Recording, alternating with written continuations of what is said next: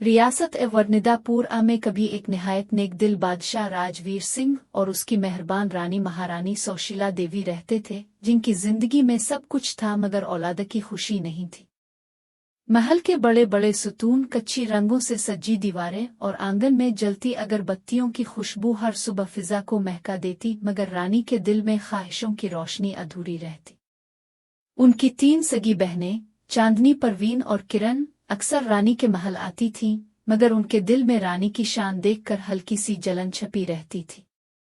एक दिन रानी ने हिमालय के दामन में रहने वाली बूढ़ी साध्वी से दुआ करवाई, जिसने मुस्करा कर कहा, अगले पूर्णमासी को तुम्हारे आंगन में राज कन्हैया का जन्म होगा। पूरा महल खुशी से जगमगा उठा और ठीक पूर्णमासी को रानी की गोद में फूल जैसी बेटी ने आंखें खोली, जिसका नाम रखा गया राज कन्हैया अन्वय। रानी की बहनें बज़ाहिर मुबारकबाद देती रहें, मगर दिल की आग आबाल खा रही थी। रियासत भर में इस नन्ही राज कन्हैया के लिए एक शाही झूला तैयार किया गया, खालिस सोना, मोतियों की जड़ावकारी, मरचंडी रेशम का पर्दा और नीचे कंधा हुए मोर के नक्श। इस झूले की तकरीब के दिन रंगीन दिए, नागला, शिहनाई और पटाखों की आवाजें पूरे वर्निदापुर में गूंज रही थीं। लेकिन रानी की बहनें हसद से जल अलिफौट है। उनके दिल में ख्याल आया कि अगर ये बच्ची ना रहे तो रानी का नसीब टूट जाएगा। उन्होंने रात के अंधेरे में झूले तक पहुंचकर एक गहरा जादुई मंत्र पढ़ा, जिसे उन्होंने एक पुरानी चुड़ैल से सीख रखा था, और झूले में एक शादी लगने वाले सांप की रूह बांध दी ताकि वो मौका आने पर बच्ची को नुकसान पहुंचाए। लेकिन महल की एक वफादार दाई माही बाई ने दूर से उनका वजीफा देख लिया और फौरन राजवीर सिंह को जाकर खबर दी। राजा ने झूला हटाकर बच्ची को अपने ही कमरे में सुला लिया, मगर किसी को सजा देने के बजाय सच जानने के लिए खामोशी इख्तियार की।